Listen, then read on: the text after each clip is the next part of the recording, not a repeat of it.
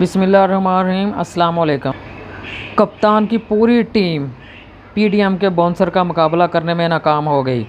P T I کے بڑے بڑے سورما ایک ایک کر کے سومناتھ مندر کی طرح گر گئے۔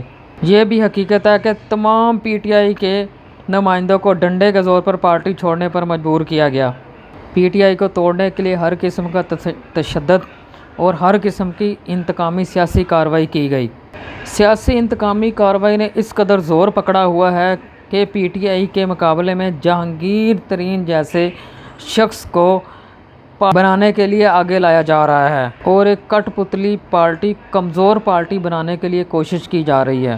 پی ٹی آئی ورکر خواتین پر ظلم کے پہاڑ توڑے گئے، سرعام سڑکوں پر گھسیٹا گیا۔ پی ٹی آئی کی حکومت جو آج کر رہی ہے کل اس کے ساتھ بھی ہو سکتا ہے۔